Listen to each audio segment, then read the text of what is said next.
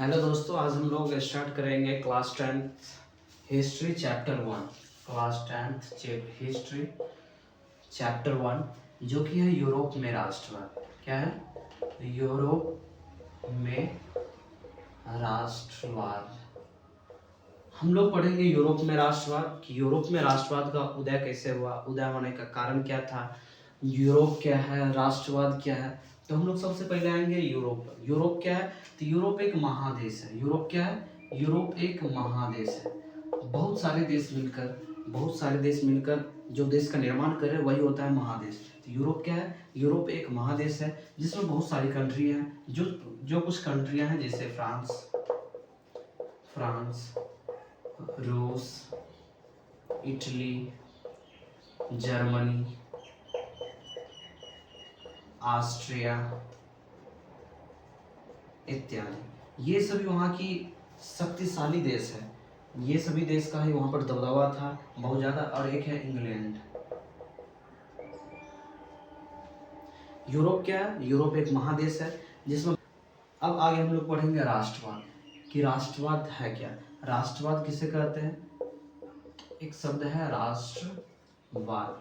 अपने देश के प्रति प्रेम होना, अपने देश के प्रति प्यार की भावना होना, अपने देश के प्रति स्नेह होना, अपने देश के प्रति गर्व होना, अपने देश के प्रति मर मिटना, यही सभी तो राष्ट्रवाद है। राष्ट्र मतलब देश और वाद मतलब राष्ट्र के बारे में हम जो विचार कर रहे हैं वही है राष्ट्रवाद। तो राष्ट्रवाद क्या है?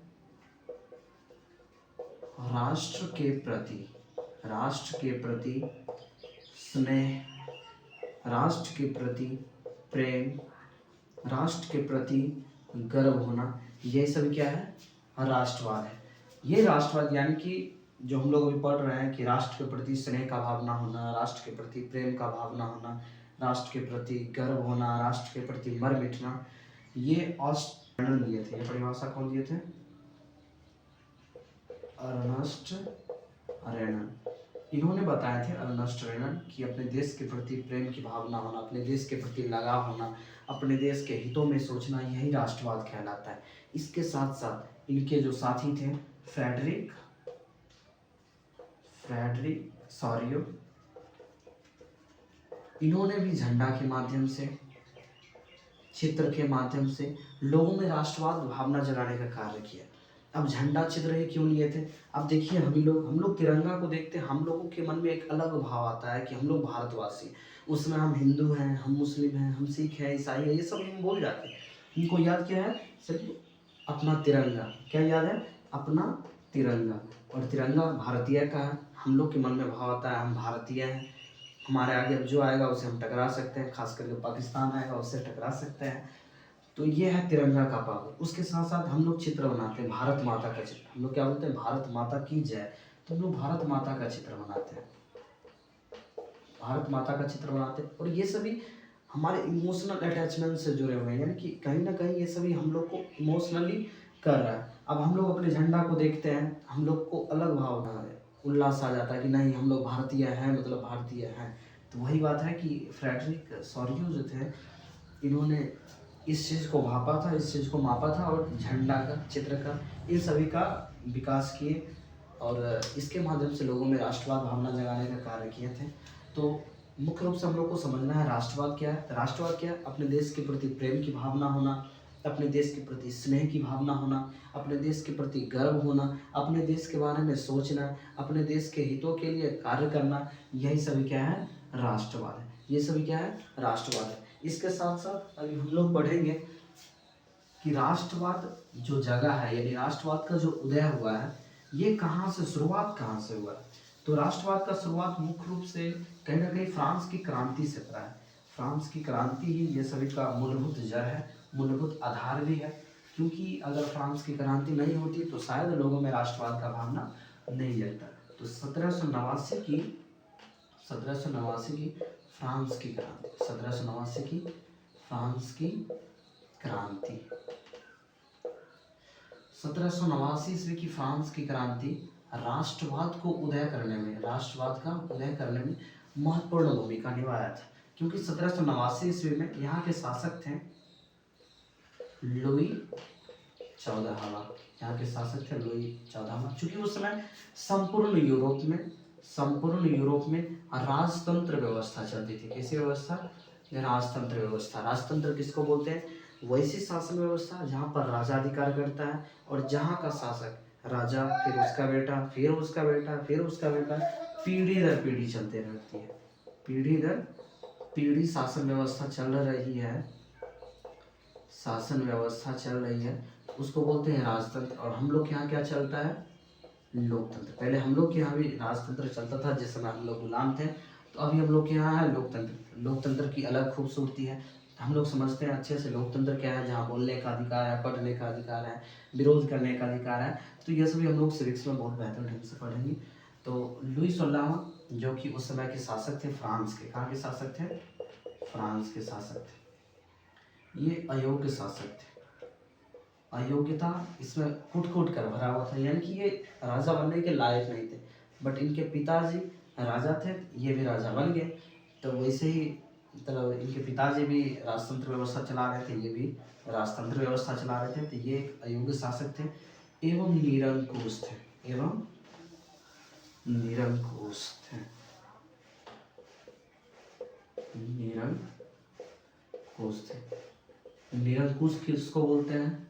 तो जिस पर कोई उंगली ना उठा सके, जिस पर कोई अंकुश ना लगा सके, जिस पर कोई अंकुश ना लगा सके उसको बोलते हैं निरंकुश। यानी जिसके विरोध में हम लोग बोल नहीं सकते हैं, उसका जो मन होगा वही करेगा, जैसा मन होगा वैसा ही करेगा। अगर उसके विरोध में बोलेंगे तो हम लोग को अलग सजा दी जाएगी, हो सकता है मौत की सजा भी दे दी जाए। तो इनका एक फेमस कथन था, ये हमेशा बोलते थे, लुई 14वां। कौन बोलते थे? लुई 14वां। ये बोलते थे मैं ही राज्य, मैं ही राज्य। इनका कथन था मैं ही राज्य हूँ और मेरा बोला गया शब्द जो मैं बोल रहा हूँ वो शब्द ही कानून है, शब्द ही कानून है। मैं राज्य और हम जो बोल रहे हैं वही कानून है। समझ सकते हैं यह कितना निरंकुश तानाशाही शासक होगा। इसके बाद फ्रांस के शासक बने लुई 16वां। कौन बने थे? लुई 16वां। ये भी एक अयोग्य शासक थे। ये भी वहाँ की जनता को, वहाँ की जनता मतलब कहाँ की जनता? फ्रांस की जनता। ये भी फ्रांस की जनता को सुख सुविधा नहीं दे पाए, ये फ्रांस की जनता को सुख सुविधा नहीं दे पाए, ये उनकी परेशानी को नहीं समझ पाए, जहाँ तक कि ये भी उनका शोषण ही किए। तो 1789 ईस्वी में, 1789 ईस्वी में जितने भी जनता थे सभी उग्र होकर, उग्र होना मतलब तंग आकर, उग्र होना मतलब तंग आकर इन्होंने अंततः फैसला किया विरोध करने का, विरोध करने का या विद्रोह करने का या आंदोलन करने का। इन्होंने फैसला लिया आंदोलन करने का। तो 1789 ईस्वी में फ्रांस की सभी जनता ने मिलकर आंदोलन किया और वो आंदोलन एक क्रांति का रूप ले लिया, जो हम लोग पढ़ते हैं 1789 की फ्रांस की क्रांति के रूप में। 1789 की फ्रांस की क्रांति के रूप में हम लोग पढ़ते हैं। तो 1789 ईस्वी में फ्रांस की क्रांति में फ्रांस की जनता की जीत हुई। किसकी जीत हुई? फ्रांस की जनता की जीत हुई। फ्रांस की जनता जीत गई और ये लुई 16वां जो थे ये हार गए। लुई 16वां को फांसी का सजा दिया गया। लुई 16वां को फांसी का सजा दिया गया एवं फांसी की सजा देने के बाद यहाँ पर सामरिक व्यवस्था जो पहले पुरातन व्यवस्था प्रचलित थी वो सभी को खत्म कर दिया गया। फिर से यहाँ पर नई नई व्यवस्था को बनाएंगे। जब उनको फांसी दे दिया गया 1789 ईस्वी में लुई 16वां को फांसी दे दिया गया, तो यहाँ के लोगों में समान अधिकार दिया गया। यहाँ के लोगों को समान अधिकार दिया गया। यहाँ के लोगों ने अपने देश के प्रति एक झंडा को बनाया, एक झंडा को बनाया, जैसे कि हम लोग का तिरंगा उसी प्रकार एक झंडा को बनाया, ताकि इससे आदमी इमोशनली जुड़ा रहे, आंतरिक रूप से जुड़ा रहे। इसके साथ साथ फ्रेंच भाषा को राष्ट्रीय भाषा बनाए, राष्ट्रीय भाषा। चूँकि पूरा फ्रांस था, समझ लीजिए ये फ्रांस है, कुछ यहाँ पर जनपद होगा, कुछ यहाँ जनपद होगा, कुछ यहाँ जनपद मतलब हम लोग समझ सकते हैं प्रखंड, जिला, राज्य। उस समय का जनपद, महाजनपद यही सब चल रहा था। तो छोटा छोटा टुकड़ा होगा जिसमें हम लोग डिवाइड कर सकते हैं। जैसे भी क्या है, एक देश है, देश के अंदर बहुत सारे राज्य हैं, उसी प्रकार समझिए कि देश था और देश का ये सभी क्या है, राज्य है। तो सभी राज्यों में अलग अलग भाषा बोली जाती है। अभी अपने देश में देख लीजिए, सभी राज्यों में अलग अलग भाषा बोली जाती है, परंतु हिंदी को सभी कोई महत्व देते हैं। हिंदी क्या है, हम लोग का मातृभाषा है। हिंदी कैसी भाषा है, मातृभाषा है। हिंदी हमारे इंडिया में, सिर्फ इंडिया में, लेकिन हम लोग जब जाते हैं इंडिया से बाहर, इंटरनेशनल में कहीं, मतलब किसी अदर कंट्री में जाते हैं, उसके लिए सबसे अच्छी भाषा इंग्लिश, सबसे अच्छी भाषा इंग्लिश। अगर किसी को इंग्लिश आती है तो वह व्यक्ति, जिसको इंग्लिश आ रहा है, वह व्यक्ति संपूर्ण विश्व का परिभ्रमण आसानी से कर सकता है, क्योंकि हर एक जगह कहीं ना कहीं इंग्लिश है। हिंदी हर एक जगह नहीं, हमारे देश में भी कहीं कहीं किसी किसी राष्ट्र में हिंदी नहीं है, परंतु इंग्लिश है। तो इसी प्रकार अगर इंटरनेशनल में आदमी को घूमना होता है, अंतर्राष्ट्रीय स्तर पर आदमी को घूमना होता है, तो हम लोग इंग्लिश लैंग्वेज का ज़्यादातर यूज़ करते हैं। तो उसी प्रकार वहाँ की जनता जो थी वो सभी समझी जानता, और फ्रेंच भाषा को, किस भाषा को, फ्रांस का फ्रेंच भाषा को राष्ट्रीय भाषा बनाया गया। उसके साथ साथ जैसे हम लोग बोलते हैं भारत माता की जय, तो ये लोग बोलते हैं फ्रांस पिता की जय। तो ये अपने भूमि को, ये अपने मट्टी को पितृभूमि कहते हैं। जैसे हम लोग क्या बोलते हैं, मातृभूमि, हम लोग क्या बोलते हैं, मातृभूमि। तो ये बोलते हैं पितृभूमि, कि फ्रांस हमारा पितृभूमि है, ठीक ना। और वहाँ के लोगों को नागरिकता दी गई। नागरिकता क्या होता है, वहाँ हम जो रह रहे हैं, वहाँ के ही निवासी, इसका प्रमाण देना, वही है नागरिकता। जैसे हम भारतीय हैं, ये हमारी नागरिकता है, हम बिहारी हैं, ये भी हमारी नागरिकता ही है, लेकिन हम लोग अलग अलग जगह पर जाकर अलग अलग नागरिकता का यूज़ करते हैं। हम सभी क्या है, भारतीय हैं, ये सभी क्या बोलेगा, हम सभी फ्रांसवासी हैं, और हमारी भूमि पितृ है। इसके साथ साथ इन्होंने टैक्स फ्री कर दिया, आयात निर्यात पर टैक्स नहीं लगाए। उस समय बहुत सारी व्यवस्था थी जो टैक्स के कारण ही बहुत ज़्यादा बर्बाद हो गई थी। इन्होंने कर मुक्त कर दिया।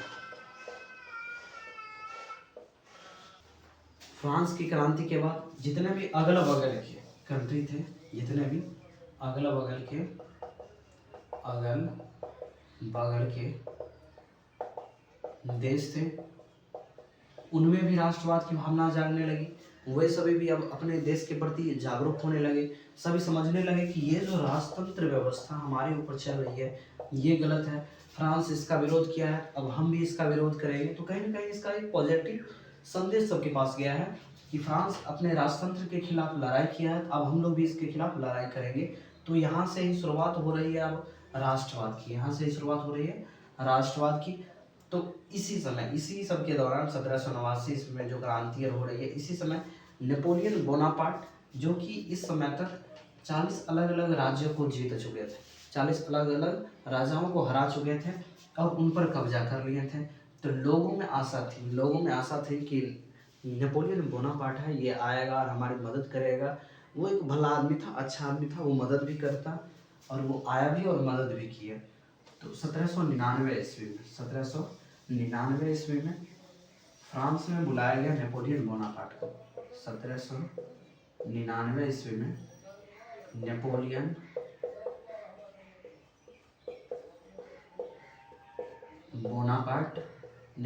बोनापार्ट आया, और इन्होंने अच्छी व्यवस्था, लोकतांत्रिक व्यवस्था, लोगों में समानता का भाव, ऐसी सभी व्यवस्था को लाकर फ्रांस के बीच रखा। फ्रांस की जनता काफ़ी इनसे लगा हो गया, फ्रांस की जनता को इनसे लगा हो गया कि ये भले आदमी है, अच्छे आदमी है। इसी बीच जितने भी यूरोप के शक्तिशाली कंट्री थे, तो वो सभी का नाम हम बता रहे हैं। कौन कौन से शक्तिशाली कंट्री थे, जैसे प्रसा, ऑस्ट्रिया, इटली, इंग्लैंड, ये सभी इसके विरोध में थे। किसके विरोध में थे? Napoleon Bonaparte